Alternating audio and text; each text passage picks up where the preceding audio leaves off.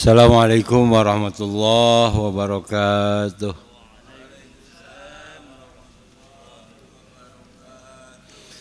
Bismillah walhamdulillah wassalatu wassalamu ala rasulillah Muhammad ibn Abdullah wa ala alihi wa ashabihi wa man tabi'ahum bi ihsanin ila yaumil qiyamah.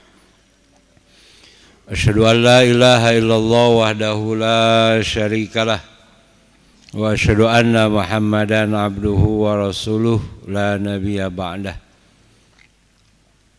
Allahumma salli wa sallim wa barik ala hadzal nabiyil karim sayyidina wa maulana Muhammadin wa ala alihi wa ashabihi wa man tabi'ahum bi ihsanin ila yaumil qiyamah wa ba'du. Qalu subhanaka la ilma lana illa ma 'allamtana innaka antal alimul hakim. Al-ayah sadaqallahul azim. Pertama, puji dan syukur kita panjatkan kepada Allah Subhanahu wa taala.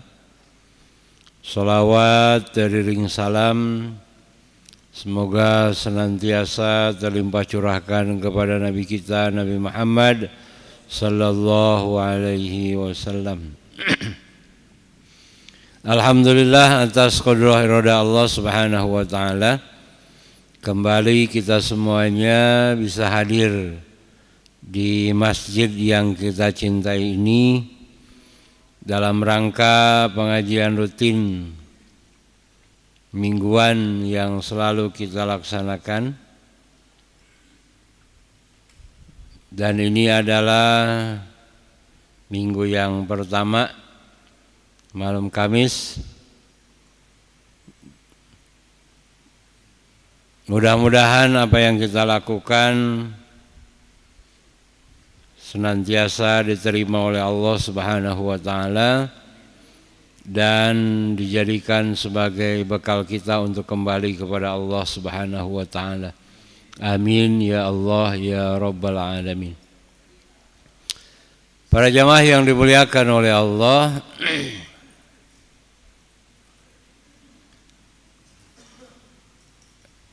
di bulan yang lalu kita semuanya sudah membahas tentang syukur. Maka di malam hari ini kita akan membahas tentang takdir atau qada ketetapan Allah Subhanahu wa taala. Karena ini adalah merupakan termasuk bagian dari iman dan dia termasuk kepada rukun yang tidak boleh kita tinggalkan. Karena ada di antara mereka orang-orang yang tidak percaya akan adanya takdir dari Allah. Mereka mengandalkan dengan ilmunya. Mereka mengandalkan dengan kekuatannya. Mereka mengandalkan dengan hartanya. Padahal itu semua bukan jaminan. Karena semuanya tidak akan lepas dari takdir Allah Subhanahu wa taala. Orang yang dia banyak hartanya, mereka mengira dengan hartanya itu mereka akan kekal. Di dalam Al-Quran disebutkan yahsabu annama lahu akhlada. Mereka mengira bahwa dengan hartanya itu akan mengekalkan dirinya. Enggak ada. Buktinya mana? Qarun. Dengan kekuasaannya mereka menyangka bahwa mereka akan kekal. Ternyata enggak. Contohnya Fir'aun. Oleh karenanya dari awal sebagai hamba Allah Subhanahu wa taala yang beriman, maka di dalam menjalani kehidupan kita pasti akan bertemu dengan ketetapan Allah. Dan kita harus menerima itu semua. Ikhlas gitu. Walaupun memang mungkin di awalnya apa? Berat, boleh jadi, Pak. Tapi suka atau tidak, kita tetap harus menerima ketetapan Allah Subhanahu.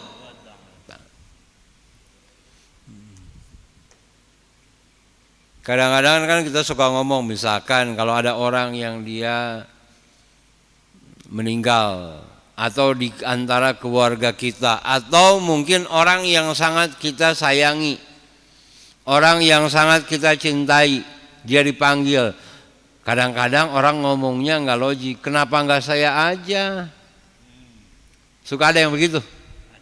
Nah, ya. Kadang-kadang begitu kan ngomongnya. Kenapa nggak saya aja sih? Padahal kalau dia mati juga belum tentu, Pak. Ya, nerima. Oleh karenanya ini adalah merupakan rukun yang tidak bisa dilepaskan. Karena kalau lepas maka batal keimanan kita, karena ini rukun namanya. Dan sebagai ahlu sunnah memegang teguh akan keimanan kepada apa yang namanya ketetapan Allah Subhanahu wa taala yang disebut dengan qada dan qadar.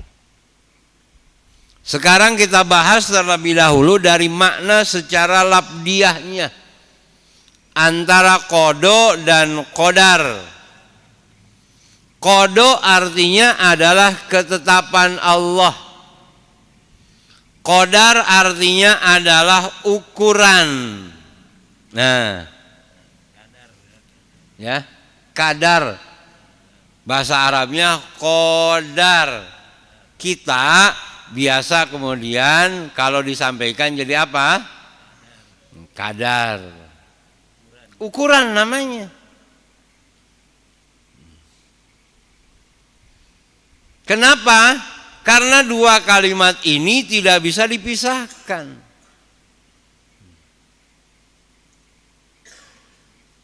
Ya, tidak bisa dipisahkan.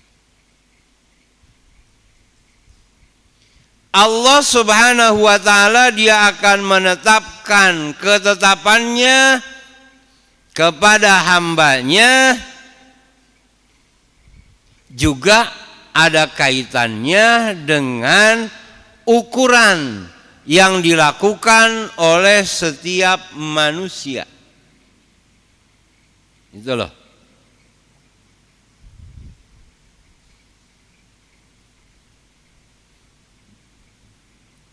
Contoh, kenapa si fulan dia jadi kafir? Jangan kemudian kita to the point. Sudah takdir Allah.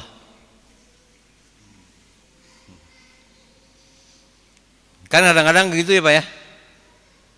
Ingat, ada ketetapan Allah Subhanahu wa taala yang bisa dirubah, ada yang tidak bisa dirubah. Ini harus kita pahami dulu dari awal. Ada yang bisa dirubah, ada yang tidak bisa dirubah. Kaitannya dengan keimanan. Kenapa? Karena setiap manusia diberikan pilihan oleh Allah. Karena kita disebut juga oleh Allah Subhanahu wa taala adalah termasuk kepada makhluk yang diberikan pilihan. Ya. Kita diberikan pilihan oleh Allah cuma dua. iman atau kafir.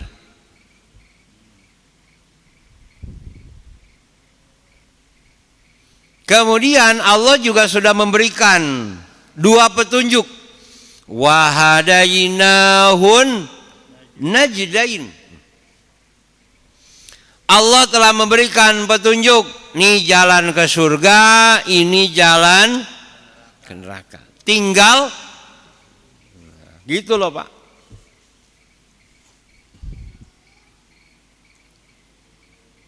Oleh karenanya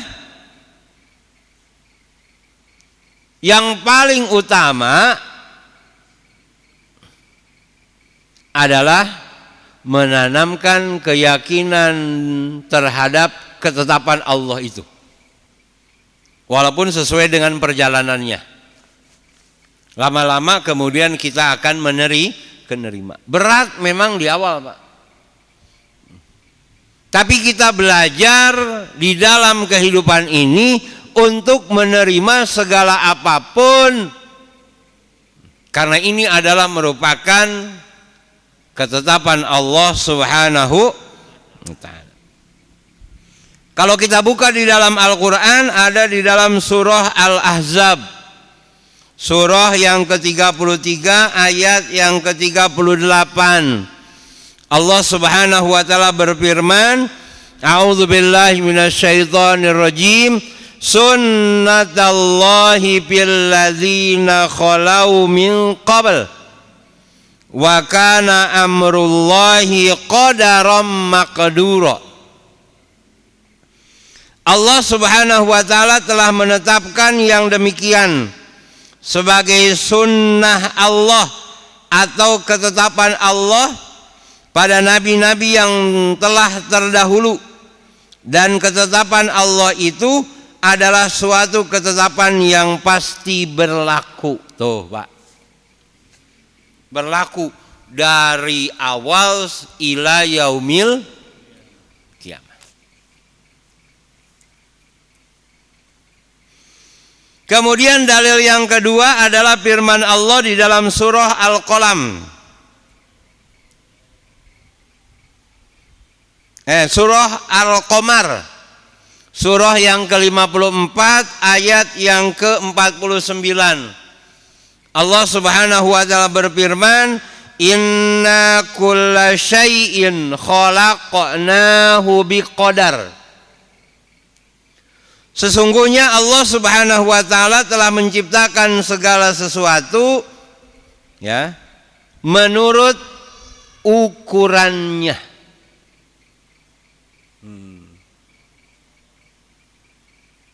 Bapak suka buka surah Yasin? Suka baca? Suka?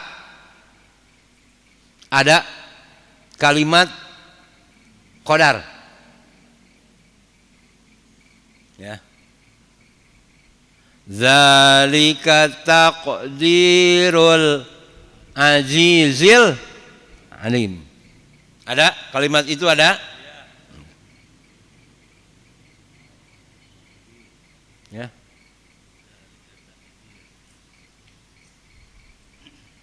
Bahwa Allah Subhanahu wa ta'ala memperlihatkan kepada kita tanda kekuasaannya.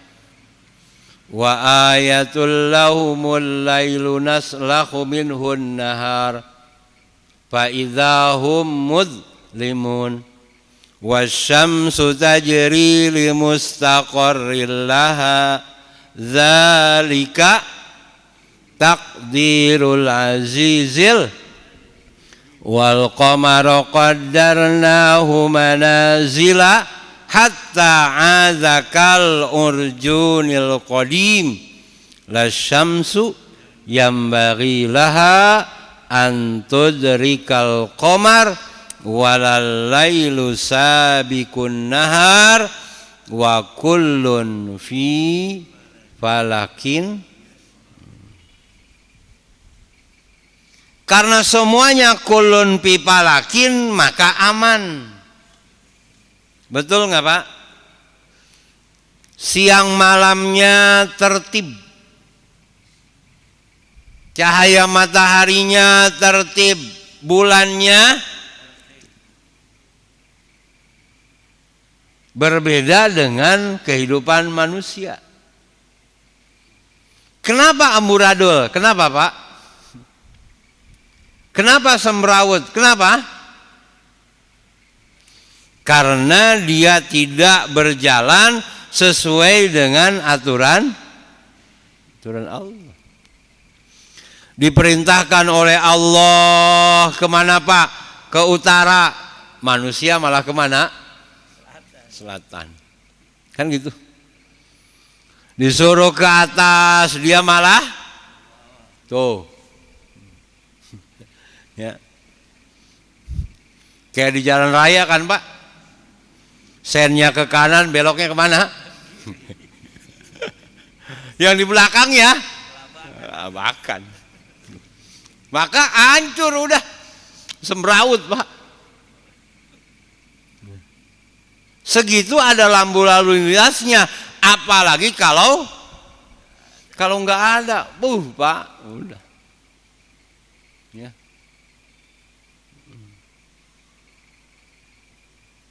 Tuh rel kereta Pak, Serpong itu pasar. Coba kalau itu nggak ada palangnya Pak. Ya. Ada palangnya aja. Ya. Padahal kan namanya jalan itu kan 2 jalur. Dari sana 2 jalur, dari sini 2 jalur. Tapi kalau pintu rel nutup jadi sejalur Pak. Benar nggak? Coba. Jadi sejalur. Yang di sini ke kanan semuanya. Motor apalagi Pak. Jadi gimana? Yang di sini yang depan mau maju nggak bisa. Akhirnya ya lampunya palangnya keburu nutup lagi tong teng. Coba Pak. Ya. Luar biasa Pak. Jadi dari awal kita diperintahkan untuk menerima akan ketetapan Allah Subhanahu wa taala. Kenapa? Agar nyaman hati ini Pak. Enggak berat, enggak beban. Kenapa? Karena ya memang sudah diatur oleh Allah Subhanahu wa taala. Mau enggak mau, rela enggak rela, tetap harus kita terima. Karena ancamannya kemarin gimana Pak? Allah Subhanahu wa taala akan memerintahkan bagi mereka orang-orang yang tidak mau menerima ketetapan Allah, disuruh keluar Pak dari langit dan bumi Allah, dan kemudian disuruh nyari Tuhan selain Allah. Mau kemana Pak? Itu ancamannya. Ya. Bahkan dinyatakan sebagai orang yang tidak beriman. Hadisnya, qala Nabi sallallahu alaihi wasallam, ya, di dalam kitab Sunan At-Tirmidzi, ya, disahihkan oleh Imam Al-Albani, la yu'minu abdun hatta yu'mina bil qadar.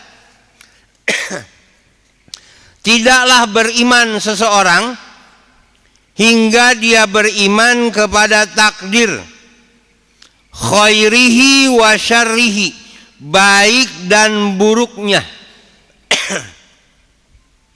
minallahi, dari Allah, wa hatta ya'lama annama asabahu lam yakun liyukhti'ahu, dan meyakini bahwa apa yang telah ditakdirkan menimpanya tidak akan meleset darinya. Kemudian wa annama akhta'ahu lam yakun liyusibahu, dan apa yang ditakdirkan tidak menimpanya maka tidak akan menimpanya.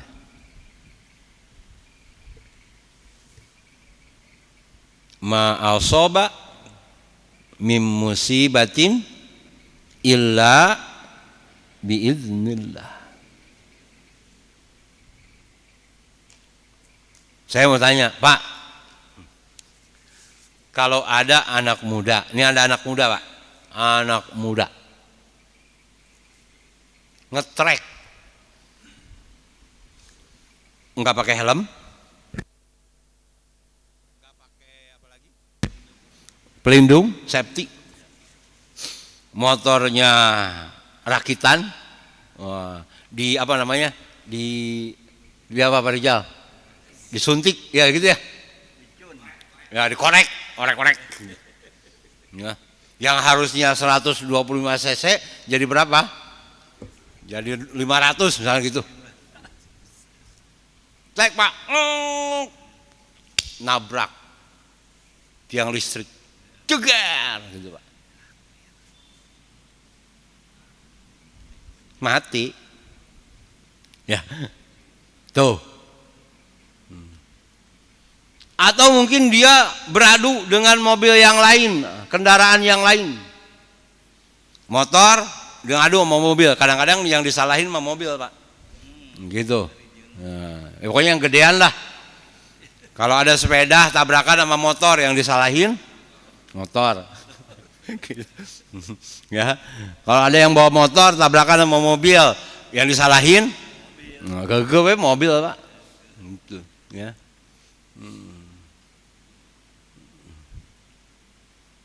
Saya pernah jalan ke Serang, ke Kulon, lagi jalan bebek lewat 500.000 tuh Pak, bebek, ya Allah. Tahun kita lagi jalan ya bebek nyebrang, ya salah siapa Pak? Salah bebek lah. Nggak ke 500.000 Pak. Ya udahlah, ya. Kamu daripada mobil rusak mah lagi. Udah ikhlas Pak. Anak muda tadi Pak meninggal, nggak terima keluar, ya tetap mati. Tapi kembali lagi Pak, udah dicatat di sana belum matinya kayak begitu? Kira-kira? Kembali lagi Pak, ini pilihan, belum tentu.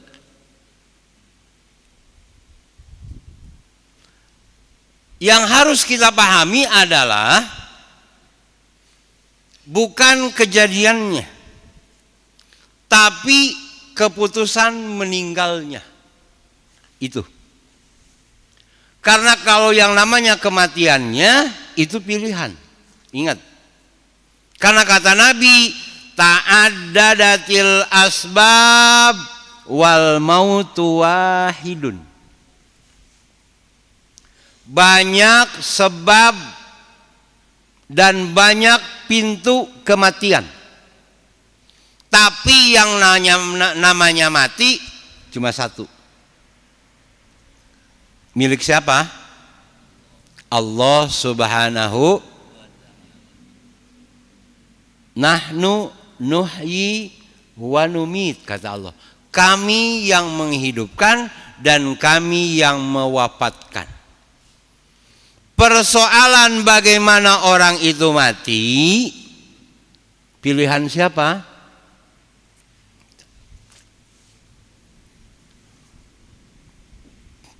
Anak muda tadi, itu pilihan dia Pak. Tapi keputusan matinya di tangan Allah Subhanahu wa ta'ala. Bisa nggak dia nggak mati? Bisa, tapi besok-besok dia akan lebih-lebih, makin-makin. Tuh kemarin aja gue jatuh, orang kenapa-napa. Besok makin jadi Pak ngetreknya. Ya. Tuh. Jadi kalau sebabnya kembali kepada kadar tadi Pak, ukuran apa yang dilakukan oleh manusia, lalu kemudian Allah akan menetapkan kepadanya akhir dari kehidupannya. Contoh kedua, Fir'aun.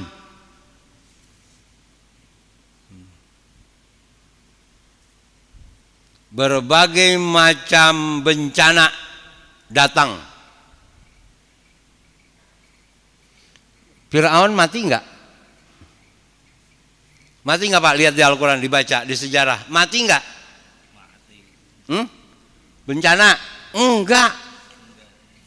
Datang wabah, mungkin kalau sekarang kayak corona gitu ya. Fir'aun sakit enggak? Enggak. Ya. Enggak. Datang wabah pertama kali, bencana dulu, bencana. Datang apa Pak? Banjir yang luar biasa. Menenggelamkan negeri itu. Fir'aun aman aja. Ya. Kemudian datang wabah apa? Belalang. Ya. Wal jaroda, wabah belalang. Fir'aun nggak kenapa-napa, yang lain mah banyak yang mati, ribuan yang mati. Wal kumal, kutu,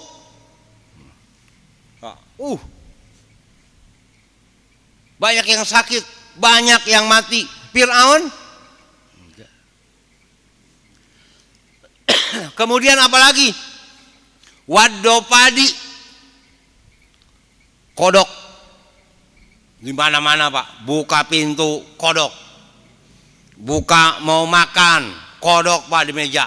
Mau tidur, Fir'aun tenang aja.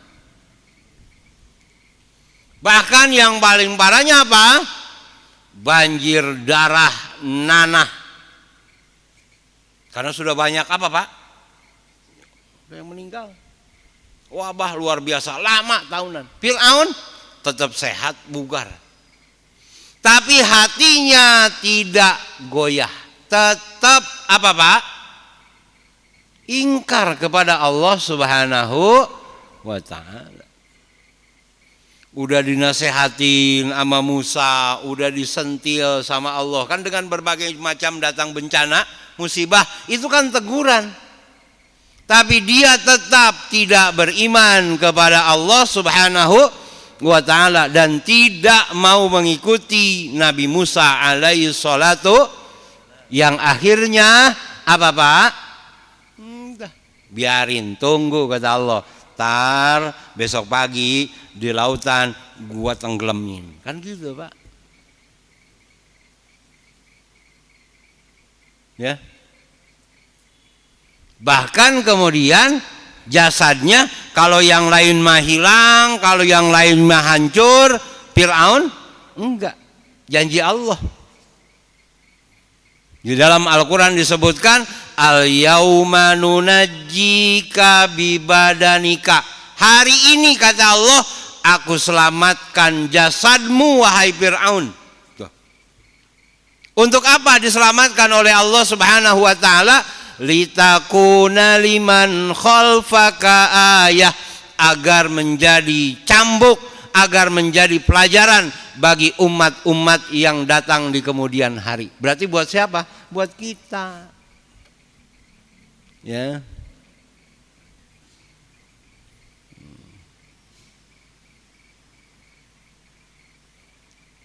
Banyak kan sekarang orang begitu. Pada saat wabah datang, saya mah sehat-sehat aja. Ya, rezeki saya lancar-lancar aja. Ya. Ibadahnya makin jauh dari Allah Subhanahu wa ta'ala. Banyak Pak yang begitu. Ingat, bisa besok suatu saat Allah Subhanahu wa ta'ala akan menetapkan keputusannya. Itulah yang disebut dengan qadha minallah, ketetapan Allah Subhanahu wa ta'ala.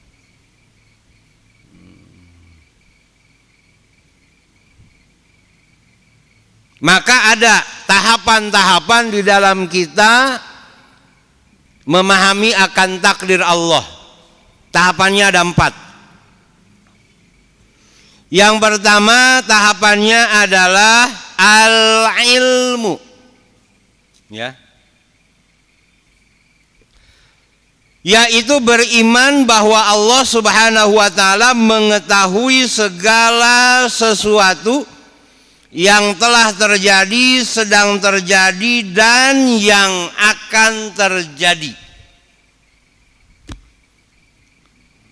Bahwa segala sesuatu ada pada ilmunya Allah Subhanahu wa ta'ala. Ayat kursi lah yang paling gampang. Wala yuhituna bisyai'in min ilmihi illa bima syaa. Ya. Tidak akan ada yang luput dari ilmunya Allah Subhanahu wa ta'ala.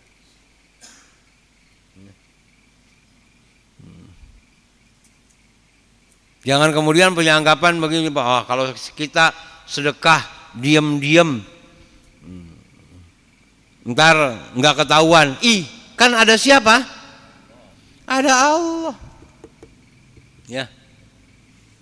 Ada Allah Subhanahu wa ta'ala. Orang Umar aja, Pak, dia kalau bersedekah, kemudian kalau membagi zakat kepada warganya, masyarakatnya, nggak ada yang tahu, Pak.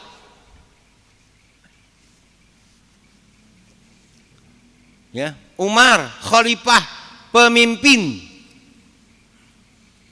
Lah kalau pemimpin sekarang, Pak, ada yang diam-diam. Nah, ora, diliput. Ya, divideoin, dikamerain. Ya. Pak. Ngasihnya dilemparin lagi, Pak. Orang sopan. Ya. Coba. Umar diam-diam, nggak ada yang tahu, Pak, taruh. Ya. Sampai diomongin. Ya. Sampai diomongin. Enggak ada yang segala macam. Padahal yang bagi makanan ke dia tuh di depan pintu naruh siapa? Coba, Pak. Ya. Luar biasa. Ada nulis hamba Allah, tapi naruh alamat sama nomor HP, sama aja. Kan gitu, sedekah hamba Allah, nomor HP. Kan gitu, Pak. Udah. Ya. Ingat, ikhlas itu tempatnya di mana, Pak? Bukan di sini, tapi dalam hati. Boleh kita ya ngasih kelihatan orang, boleh, Pak. Mau nggak kelihatan juga boleh, tapi niatnya harus kuat. Kalau kita memberikan dilihat oleh orang lain, niatkan apa? Sebagai contoh. Apa-apa. Ya. Sebagai contoh. Biar terpanggil hatinya, gitu loh, Pak. Maka menjaga keikhlasan ini yang susah.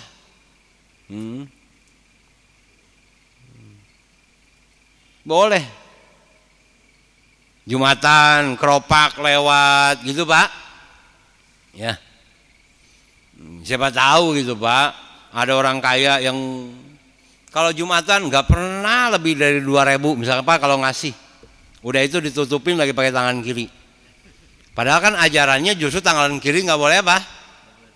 Nggak boleh tahu. Kan gitu kalau di hadis Nabi, benar nggak? Sehingga tangan kirinya tidak tahu apa yang diberikan oleh tangan kanannya. Lah kalau Jumatan, tangan kiri tahu, Pak. Orang begini. Benar nggak? Harusnya buka dompet, ambil 100.000. Nih giniin, Pak. Tuh, nggak apa-apa. Cuma harus jaga hati. Gitu. Nggak apa-apa, boleh kok. Ya, boleh. Sebagai pelajaran, lihat di surah Al-Baqarah dalilnya ada kok, Pak. Ya, untuk pelajaran bagi orang lain. agar tergugah hatinya. Begitu. Berarti kan yang paling utama adalah kita mampu menjaga hati. Jadi tahapan yang pertama adalah memahami takdir Allah Subhanahu wa taala dengan al-ilmu. Dalilnya surah At-Taubah surah ke-9 ayat 115. Innallaha bikulli syai'in alim. Sesungguhnya Allah Subhanahu wa taala Dia Maha mengetahui akan segala sesuatu. Kemudian tahapan yang kedua di dalam memahami takdir Allah adalah al-kitabah. Pencatatan. Bahwa memang segala sesuatu itu sudah dicatat oleh Allah, dituliskan oleh Allah Subhanahu wa taala.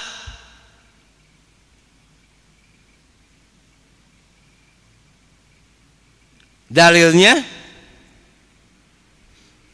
di dalam sebuah hadis Nabi Muhammad sallallahu alaihi wasallam di dalam kitab Sahih Sunan At-Tirmidzi, ya. Kemudian disahihkan oleh Imam Al-Albani, inna awwala ma khalaqallahu al-qalama. Sesungguhnya yang pertama kali yang diciptakan oleh Allah Subhanahu wa taala adalah al-qalam, pena. Faqala, kemudian Allah berfirman kepada qalam itu, uktub, tulislah. Qala, kemudian pena itu menjawab, ma aktubu, apa yang harus aku tulis? Qala, kemudian Allah Subhanahu wa taala berfirman, uktub al-qadara makana wa ma huwa kainun ilal abad. Tulislah takdir semua makhluk, apa yang telah terjadi, apa yang akan terjadi sampai akhir zaman. Artinya sampai hari kiamat. Tulis.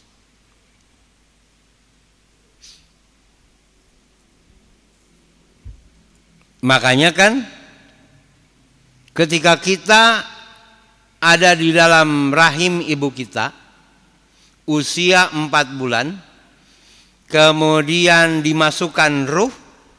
Nah, kan gitu di Al-Quran, dimasukkan ruh. Kemudian ditanya, alastu birabbikum, bukankah aku ini adalah Tuhanmu? Maka kemudian ruh itu menjawab, qalu bala syahidna, iya kami bersaksi bahwa engkau adalah Tuhan kami. Karena semua ruh beriman, bersih awalnya. Setelah kemudian dia menjawab, lalu kemudian Allah Subhanahu wa taala memerintahkan kepada malaikat untuk mencatat. Apanya? Pertama, an umrihi, umurnya. Ya. Yang kedua adalah tentang an hayatihi, sa'idun am saqiyun, tentang kehidupannya, apakah dia akan bahagia atau sengsara. Ya. Kemudian yang ketiganya adalah an rizkihi, tentang rizkinya. Ditulis oleh Allah. Mungkin di awal dicatatnya jadi orang kaya, gitu loh Pak. Ternyata betul dia jadi orang kaya Pak. Kenapa? Karena orang tuanya kaya. Akhirnya anaknya dapat kekayaan dari siapa? Dari orang tua. Cuma orang tuanya karena beranggapan bahwa dengan hartanya tadi, yahsabu annama lahu akhladah, dia menyangka bahwa dengan harta yang ada sekarang ini bisa menghidupi 7 turunan. Anaknya nggak ada yang disekolahin Pak. Atau disekolahin mah disekolahin, tapi nggak pernah ngontrol, nggak tahu tuh anaknya sekolah apa kagak. Dikuliahin mah dikuliahin, tapi kan nggak tahu pak orang tua anaknya kuliah yang bener apa kagak. Jangan-jangan kuliahnya mah kagak, nilainya beli. Kan gitu pak. Sehingga anak begitu beres nggak punya ilmunya. Duit banyak nggak punya ilmu, akhirnya ya biarin punya orang tua kayak ini, udah be jajan dari orang tuanya semuanya. Karena nggak punya ilmu, akhirnya apa pak? Hartanya belum juga sampai 7 turunan, baru turunan yang kedua udah apa pak? Udah habis, ya. Kenapa? Itu tadi. Jual, dijual, dijual, ya.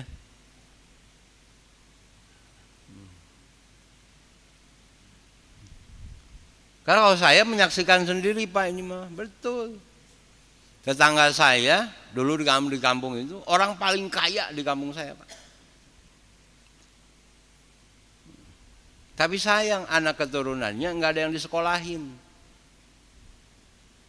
Gitu pak, nggak ada, karena beranggapan cukup nggak usah sekolah lo, ya. Harta gua aja nggak bakalan habis kalau bisa kata orang Betawi begitu kan ya, nggak habis. Tapi apa pak yang terjadi itu, begitu orang tua nggak ada, anak nggak punya ilmu, akhirnya apa? Habis semuanya. Bahkan anak keturunannya sekarang pak jadi kontraktor. Ya kalau kontraktor beneran main apa? Kontraktor, dari kontrakan ke kontrakan, ngontrak. Coba pak, ya, habis. Padahal tadi mungkin dicatatnya oleh Allah benar orang kaya, cuma di dalam perjalanan kehidupannya tadi tidak menjalani sesuai dengan aturan Allah Subhanahu wa taala, akhirnya apa? Dicabut, rubah kata Allah kepada malaikat, rubah jadi miskin, miskin pak, ya kan begitu. Mungkin masih ingat kita cerita Sa'labah, ya Sa'labah ditulis miskin pak, tapi ketika ditulis miskin yang pertama ini miskinnya dalam kebaikan, taat, soleh, tapi dia nggak sabar sehingga minta kepada Nabi didoakan untuk menjadi orang kaya, itu loh pak. Tapi kemudian enggak jadi kaya hari itu juga, enggak. Diberikan jalannya. Didoakan oleh Nabi Muhammad SAW, lalu kemudian diberikan modal. Nih, kasih kambing, kan begitu ceritanya. Kasih kambing. Rawat, jaga kambing ini, insya Allah akan berkah. Benar pak. Kalau kambing yang lain anaknya dua, ini mah sekali beranak 4. Yang 4 beranak lagi 4. Dalam waktu nggak lama pak, hanya beberapa tahun, jumlahnya ratusan. Yang tadinya nggak pernah terlambat, mulai apa? Terlambat. Tuh. Yang tadinya ada terus pak di masjid, lama-kelamaan ngilang. Kenapa? Udah sibuk, ya. Udah jadi jurkam, bukan juru kampanye, juragan kambing. Nah, pak jurkam namanya. Begitu ayat tentang zakat turun, pas nih kata Nabi. Sa'labah sekarang udah jadi orang kaya, kambingnya udah banyak. Setiap 60 ekor maka dikeluarkan zakatnya, kan gitu. Ada. Datangi. Begitu didatengin, apa jawaban Sa'labah? Mohon maaf, Saya yang capek, saya yang apa istilahnya? Ya, gembala, saya yang jagain. Sekarang dipinta zakatnya, bilang sampaikan kepada Nabi, enggak ada zakat dariku. Disampaikan oleh sahabat kepada Nabi, apa jawaban Nabi? Wailah Sa'labah, celaka dia. Udah begitu Nabi dengar mengucapkan celaka Sa'labah, udah Allah memerintahkan kepada malaikat, ambil hartanya Sa'labah. Mati Pak semua kambingnya. Dari Allah ya kembali ke Allah. Kalau Allah sudah nutup, susah Pak bukanya. Minta lagi juga udah nggak bisa Pak, beda.